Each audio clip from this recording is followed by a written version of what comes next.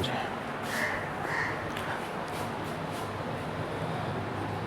सदिशों का योग।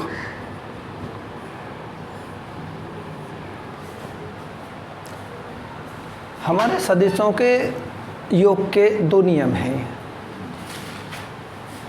पहला समांतर चतुर्भुज का नियम कह दो, या फिर ये कह दो सदिश योग का त्रिभुज नियम। और इन दोनों ही नियमों में हमारी दो दो विधियां हैं, एक ज्यामितीय विधि और दूसरी गणितीय विधि। मुख्य रूप से एग्ज़ाम की दृष्टि से देखा जाए तो गणितीय विधि दोनों ही मोस्ट है, और ज्यामितीय विधि से हम वो काम पूरा नहीं कर पाते हैं कम झंझट से जितना कि गणितीय विधि से कर लेते हैं। तो हमें गणितीय विधि को अच्छा करके ध्यान देना ही देना है। अगर ज्यामितीय विधि को ही समझें थोड़ा सा तो क्या होता है, देखो ज्यामिति में हम काम करते हैं ये पटरी, प्रकाल, कोण, इनका मापन जो है ठीक हम इंस्ट्रूमेंट से कर लेंगे। जैसे कोण नापने के लिए कौन सा हम यंत्र यूज करते हैं, सामान्य जो होता है हमारा चांदा, या प्रकार से भी नाप लेते हैं। चलो इस पे पहुंचते हैं अब हम। सदिश योग का जो त्रिभुज नियम है, रहने दो से, कोई बात नहीं। जिस प्रकार से त्रिभुज नियम में होता है सेम टू सेम कुछ ही ऐसे ही चतुर्भुज नियम में हो जाता है। चित्र बनाने की कोशिश करते हैं। मान लीजिए कि एक सदिश है, ये रहा, और ये है ओ पी, ठीक है, और इसकी दिशा किधर है, ओ टू पी, ओ से पी की तरफ। अगर इसका परिमाण a है, ए वेक्टर, और जो दूसरा सदिश जो इससे थीटा कोण बनाकर लगा हुआ है, अगर हम ऐसे करते हैं P2Q, और इसका परिमाण क्या है, B वेक्टर। परिमाण होता है जैसे मान लो हमारा बल है, बल एक सदिश राशि है, ठीक, तो बल को हम दूरी में तो नापते नहीं है, बल को नापते हैं हम न्यूटन में। तो ये न्यूटन को व्यक्त करेगा इसका जो है परिमाण जो होगा, जैसे 10 न्यूटन, तो अंक जो होगा 10 वो परिमाण को व्यक्त करेगा, ठीक है। अच्छा, जैसे अब मान लो विस्थापन है, विस्थापन को हम न्यूटन में तो नापते नहीं हैं, उस समय परिमाण में आएगा मीटर, ठीक है। इसी प्रकार से अगर हम इनके बीच का कोण देखें तो ये कोण थीटा है। ऐसा ही तो चित्र बनाया था हमने, कौन से में, त्रिभुज नियम में, सदिश योग का जो त्रिभुज नियम था। अगर हम इसके पैरेलल समांतर इधर के लिए एक रेखा खींच दें और ओपी के समांतर ऊपर खींच दें तो एक चतुर्भुज बन जाता है, बन जाए ना बन जाए, ठीक है। लेकिन इसमें क्या है, देखो हमने करना क्या है, ओपी हो गई एक सदिश, और इसका जो दूसरा सदिश है ये वाला ओ क्यू कह सकते हैं, और पी क्यू आर, हाँ पी क्यू एस, ये हो गया। अगर इसका वैल्यू ए है, इसे और काट लो, ठीक है, ठीक बन रहा है। चलो इस प्रकार से हमने बना लिया। इसका वैल्यू वे ए है तो इसका वैल्यू भी क्या होगा, ए होगा। इस सदिश का मान b है तो इसका मान कितना होगा, b ही होगा, ठीक है। ध्यान दो, a और b के बीच बना कोण कितना है, ये वाला कोण भी कितना होगा, होगा नहीं होगा, ठीक है। आ रहा समझ में नहीं, आगे अब सदिश योग का समांतर चतुर्भुज नियम क्या कहता है, इसे भी समझ लो।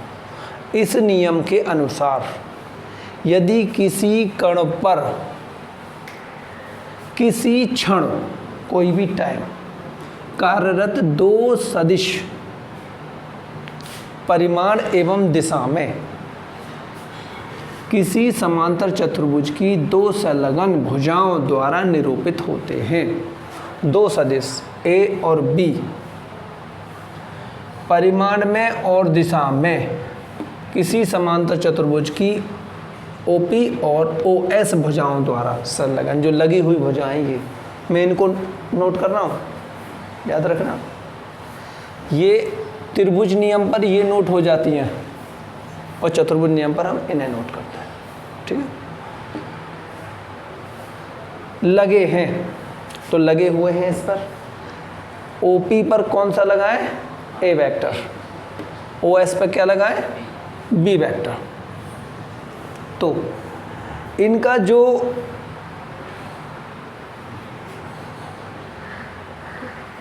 उनका परिणामी योग दिशा तथा परिमाण में उसी समांतर चतुर्भुज के विकर्ण द्वारा निरूपित होगा। अब विकर्ण द्वारा निरूपित होगा, विकर्ण तो एक ये भी है और एक विकर्ण ये भी है जी, है नहीं। अब कौन से द्वारा निरूपित होगा ये समझ लो। जो उक्त मतलब जो दिए गए दोनों सदिश हैं, सदिशों के प्रतिच्छेदन बिंदु से गुजरता हो। सदिश हमारे लिए एक तो ये है OP, एक ये है, इनका प्रतिच्छेदन बिंदु तो ये है, इससे कौन सा गुजर रहा है, OP,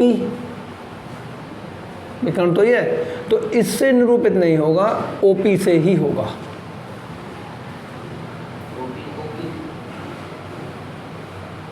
जी हाँ, मैंने इसे भी समझा।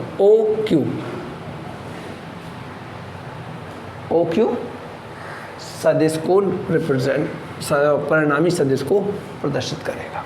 यदि इसका मान R है, ठीक, अगर हम इसी में ज्यामितीय नियम लगाना चाहें तो क्या होगा। ज्यामितीय विधि सिंपल समझ लो। OP को मेजरमेंट कर लेंगे, नाप लेंगे, ठीक है, पैमाने से, और पैमाने से नहीं नाप पाए जो तो मान लो बल दे रखा है या फिर और कोई सदिश राशि दे रखी है, संवेग है, तो उनका वैल्यू कुछ मात्रक सही दिया होगा, उसे मेजरमेंट कर लेंगे। और PQ दूसरे सदिश को भी कर लेंगे। तो R का वैल्यू, इन दोनों की दिशा एक है और R की दिशा डिफरेंस है, तो ये क्या होगा, A + B हो जाएगा, होगा नहीं होगा। इन दोनों समान दिशाओं वाली एक उसमें जुड़ जाते हैं, बीजगणितीय योग का हम नियम का पालन करेंगे। क्या होता है नियम, जो एक दिशा में लग रहे हैं उन्हें एक तरफ जोड़ लो और जो दूसरी दिशा में उन्हें दूसरी तरफ जोड़ लो, ठीक है, ऐसे हो गया। अब हम ठीक इस एंगल को भी नाप लेंगे, किस कोण पे लगा हुआ है, और हम आराम से ज्ञात कर लेंगे, कोण भी ज्ञात कर लेंगे और उनका परिणाम भी ज्ञात कर लेंगे सदिश का, ठीक है। अब जब गणितीय विधियाँ आती है तो उसके लिए हमें एक फॉर्मूला निकालना पड़ता है, तो ये गणितीय विधि का काम कर रहे हैं, ठीक है। गणितीय विधि में सबसे पहले इसे समझा भी लें, तो आप लिख सकते हैं चित्रानुसार, लिखो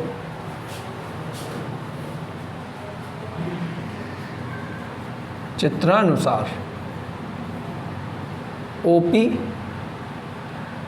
तथा OS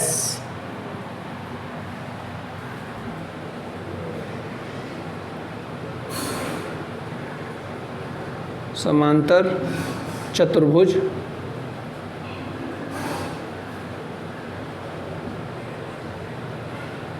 की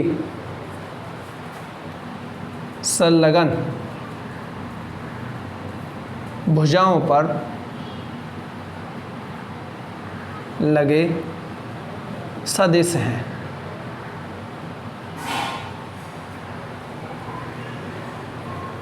जिनका परिमाण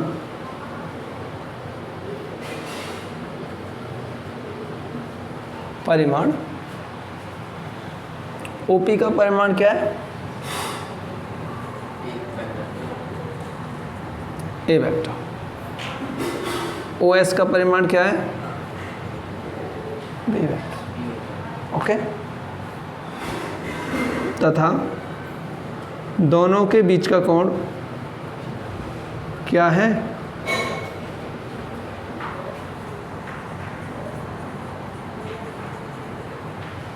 थीटा। तो इनका सदिश OQ बराबर R वेक्टर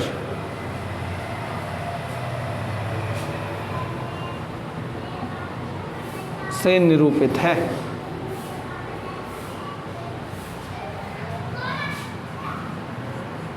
जिसे ज्ञात करना है।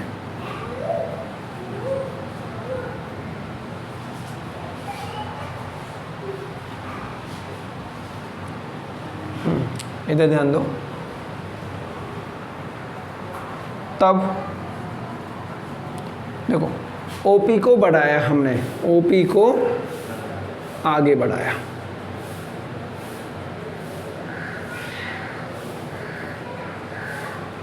OP को ले गए हम M तक,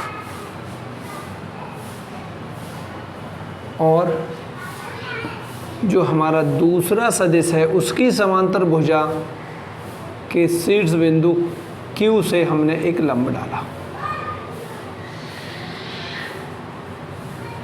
ठीक है, सीधा सीधा लंब जो N बिंदु पर काटता है। राइट। इस प्रकार हमें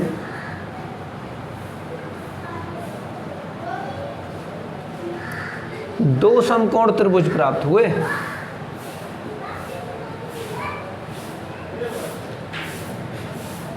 त्रिभुज हुए, प्राप्त हुए। कौन कौन से हैं देखो। पहला त्रिभुज PNQ। फर्स्ट त्रिभुज क्या है? त्रिभुज PNQ समकोण है। दूसरा कौन सा है?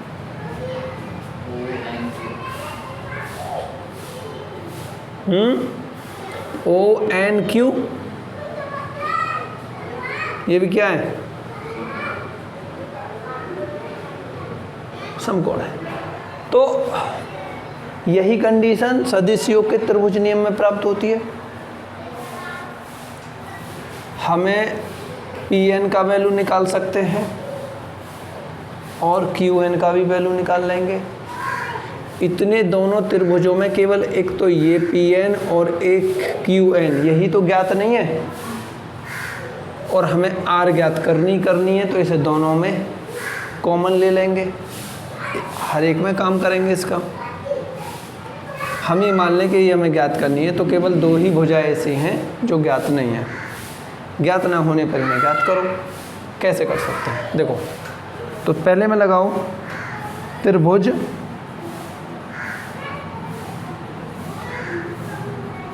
PNQ में साइन थीटा बराबर किसके होता है? लंब बटे कर्ण। लंब कितना है? NQ। कर्ण कितना है? PQ, ये वाला। तो जी ये क्या हो गया नीचे? Sine theta. NQ का वैल्यू कितना है? NQ का कोई वैल्यू नहीं है, और PQ का भी वेक्टर है, कैंची की गुणा की, तो NQ का मान कितना आ गया? D sine theta. आया नहीं आया? तो यहां पर रख दो जी B वेक्टर साइन थीटा। ठीक है।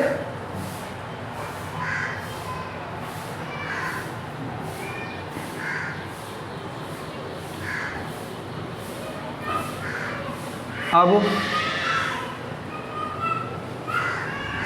ये हो गया, यहीं पर आ जाएगा। देखो पुनः लगाओ दोबारा से, cos थीटा बराबर क्या होता है, दोबारा क्यों लगाएंगे, अरे हमने क्या है एन क्यू ज्ञात किया है ना, तो एन क्यू तो ऊपर आएगा, बी साइन थीटा तो ये है, लंबी यही तो है, हाँ तो गलती हो गई थी। अब हम लगाएंगे इसमें, क्योंकि हमें ये ज्ञात करना है और ये आधार ज्ञात करने के लिए कॉस लगाते हैं। तो क्या होगा, कॉस थीटा बराबर पी एन बटे आधार बटे कर्ण, कर्ण कितना है पी क्यू, तो पी एन बटे इसका वैल्यू क्या है पी क्यू का, बी वेक्टर कॉस थीटा, कैच की गुणा करो, तो पी एन बराबर क्या आ गया, बी कॉस थीटा, ये आ गया बी कॉस थीटा। अब ध्यान दो जी, अब हमारे लिए टोटल सामग्री हमारे पास है बड़े त्रिभुज के लिए। देखो अब क्या करना है, क्या करें,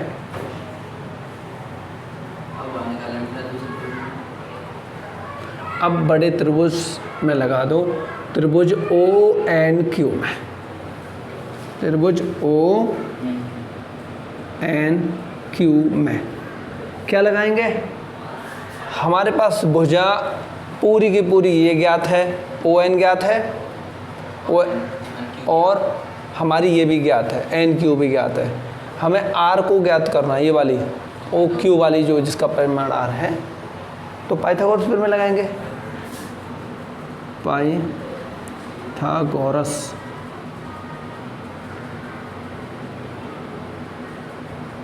में से लगाओ, क्या होती है जी,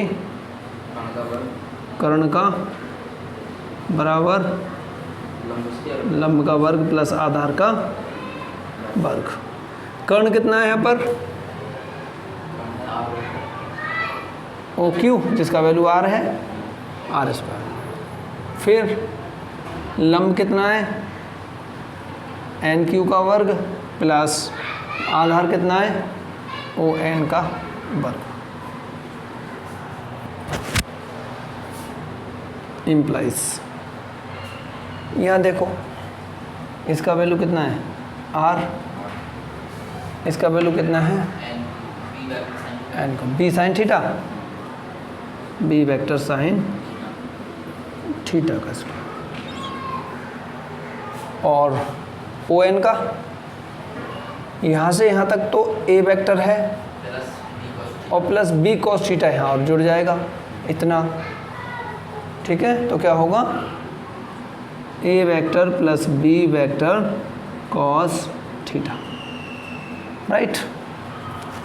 खोलो सभी को, क्या करना है, आर स्क्वायर बराबर इसका वर्ग खोलेंगे तो B square sine square theta, किस पे ये वर्ग चढ़ेगा, हाँ, प्लस यहाँ पर A square B square 2ab cos theta, right. अब इधर देखो कहाँ ठीक हुआ, ये b के संग तो B square cos square theta आएगा ना, प्लस 2ab कॉस थीटा, आगे बी स्क्वायर तो है ही, पहले ए स्क्वायर को ले लो, ए स्क्वायर, फिर यहाँ आ गया बी स्क्वायर और sine square theta, B square cos square theta, 2ab cos theta, ठीक है। A square plus B square common ले लेंगे, इसमें क्या बनेगा sine square theta plus cos square theta plus 2ab,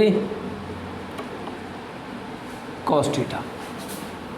क्या बना, A square plus B square, इसका वैल्यू क्या होता है 1, 2ab कॉस थीटा।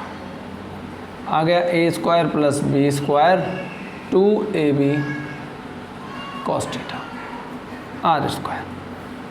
तो देखो कल जो किया था सदिश योग का त्रिभुज नियम, उससे कितना वैल्यू निकल के आया था हैं? अगर उससे साइन थीटा निकली तो गलत है फिर तो भाई।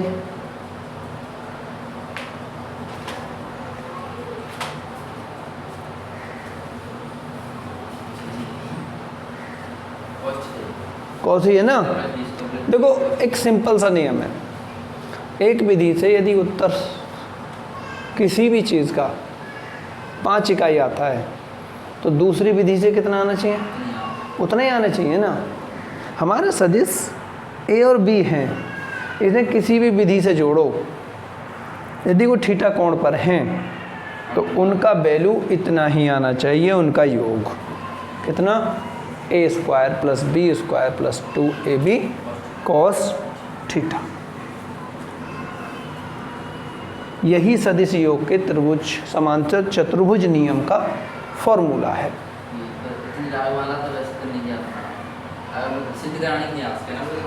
हाँ, ये एग्ज़ाम में आपसे इसे प्रूफ कराने के लिए ले लेता है और इसे सदिश योग के त्रिभुज नियम से ज़्यादा प्रायोरिटी पर इसे रखते हैं।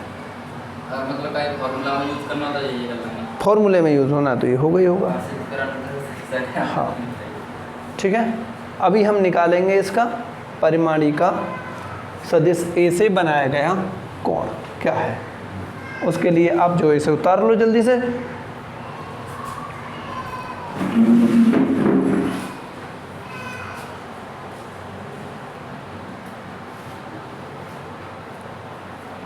हाँ जी,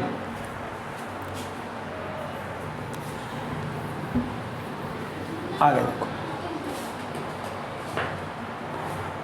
अब हमारे पास है कि ये हमारा परिमाणी जो है परिणामी, इसका हमने परिमाण तो ज्ञात कर लिया। अब इसकी दिशा के लिए भी एक फॉर्मूला निकालते हैं और फॉर्मूला निकालने के बाद हम ये ज्ञात करेंगे कि वो ए से दिशा बना रहा है या बी से बना रहा है। तो फिलहाल में देखो ये परिणामी जो है हमारा आर ओ क्यू भुजा पर लगा है और ओ क्यू भुजा किससे ठीक ठीक कोण बना रही है, वेक्टर ए से। और यदि मैं मान लूँ कि ये फाई है, मैंने मान लिया, तो मुझे इस फाई का वैल्यू ज्ञात करना है। ठीक है, तो बड़ा सिंपल है हमारे लिए। जब भी हम किसी परिमाणी की दिशा ज्ञात करेंगे, परिणामी की, तो हम दिशा ज्ञात करने के क्या लिए कौन सा लगाते हैं, tan। ठीक है, तो लगाएंगे त्रिभुज कौन से में, ONQ में।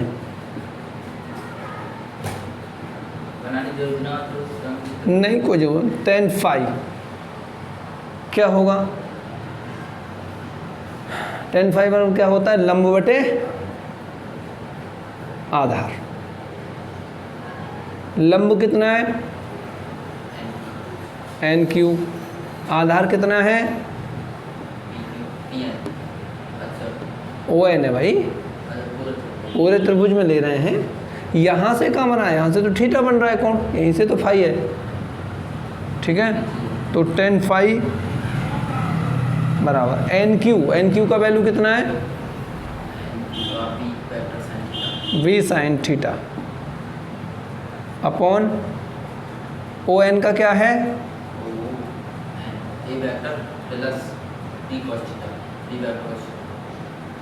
B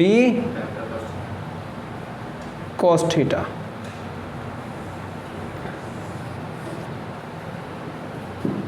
परिणामी ए से कितने का कितना कोण बना रहा है, तो फाई बराबर tan inverse B sine theta upon A plus B cos theta. इस tan को इधर ले जाते हैं तो इन्वर्स लगा दें, पता होगा, ठीक है।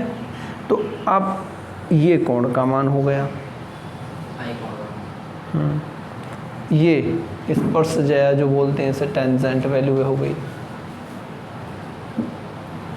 कल कितना निकल के आया था, कल कितना निकल के आया था उस व्यंजक का मान? अरे यही तो आया था, ठीक है।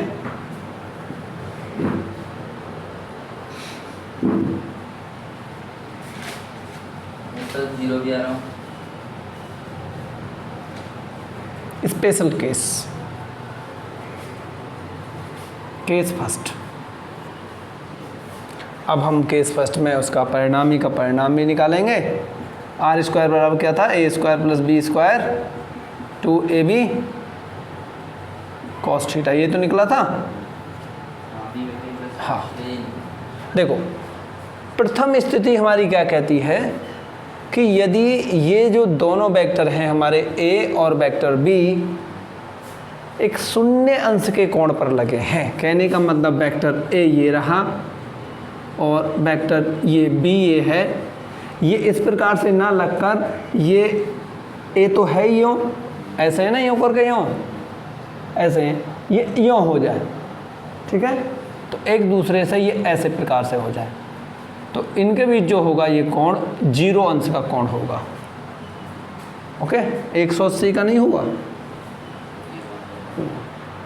बिल्कुल दिशा इनकी कैसी है, एक जैसी है। यदि एक लाइन सीधी रेखा में खींचें तो वो कभी भी 180 का कोण किसी भी बिंदु पर नहीं बनाती।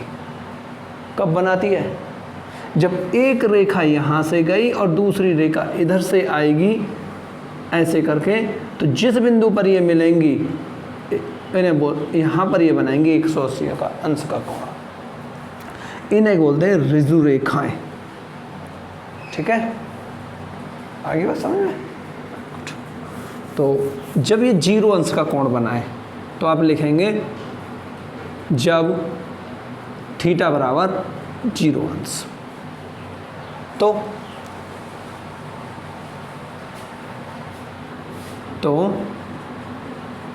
परिणामी क्या होगा,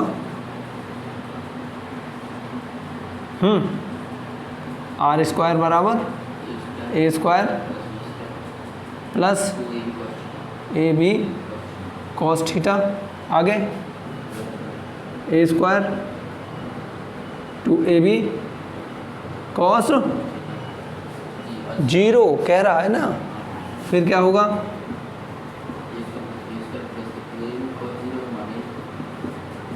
आगे क्या हुआ, आगे क्या हुआ, आगे क्या हुआ,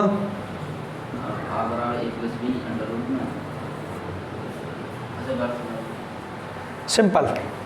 जब 0 अंश पर लगे हों तो आप उन्हें जोड़ देंगे, जैसे कि एक 5 न्यूटन का बल है, दूसरा 10 न्यूटन का बल है, दोनों की दिशा समान है, बताओ कितने न्यूटन का बल है, तो कितना है, जुड़ जाएंगे, सिंपल बात है। कितना निकलेगा, 15 न्यूटन हो गया, घबरा क्यों रहे हो, सही है। मतलब क्या होता है, किसी चीज़ पर तुम ऐसे धक्का दे रहे हो, तो दूसरा भी कोई उधर को ही धक्का दे रहा है तो वस्तु ज़्यादा हट जाएगी, हटेगी ना, हटेगी ज़्यादा। आपको कम ताकत लगाने पर दोनों बल एक दिशा में ज़्यादा ताकत लगा देंगे, समझ में आया।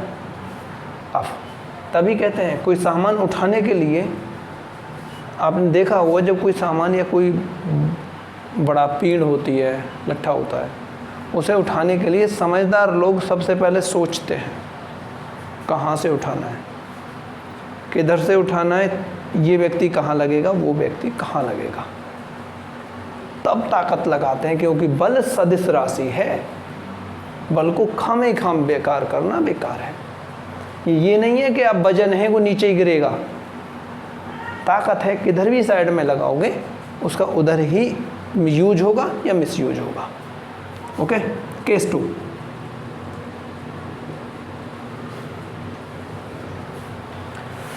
जब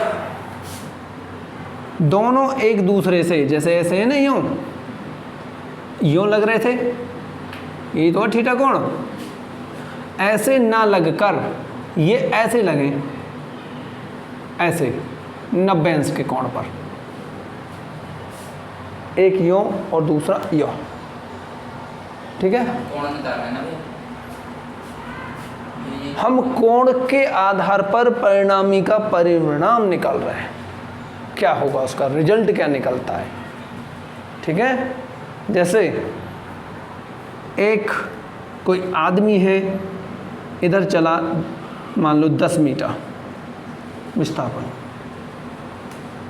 और दूसरा इधर चला 5 मीटर, तो वो ये कहता है कि बताओ मूल बिंदु से ओ से कितनी दूरी पर है,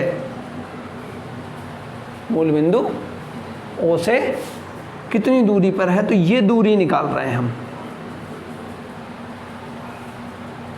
ठीक है। दिशाएं होती हैं पूर्व पश्चिम उत्तर दक्षिण, इस वाली दिशाओं का अनुसार, राइट। आ गए समझ में, निकालो। तो जब थीटा बराबर 90 अंश, तो क्या हो जाएगा परिणामी का परिणाम, आर स्क्वायर बराबर A square plus B square plus 2ab cos, क्या होगा A square plus B square plus 2ab बराबर क्या होगा A square plus B square, ये प्राप्त, और रूट लगाना है तो आर स्क्वायर बराबर A square plus B square का, जब रूट लगाएंगे तो ये स्क्वायर हटा देंगे, ठीक है। उस समय हमारा पूरा काम नहीं होगा, इस सूत्र के हिसाब से काम होगा, समकोण त्रिभुज बन जाता है। याद है जब दो सदिश हमारे लगते हैं तो इस प्रकार से जो समकोण त्रिभुज बनता है, ये इसका कर्ण का वर्ग शेष दो भुजाओं के वर्गों के योग के बराबर होता है, कर्ण का वर्ग शेष दो भुजाओं के वर्गों के योग के बराबर है। कहने का मतलब सदिश योग जो है हमारा पाइथागोरस नियम का पालन करता है, ठीक है।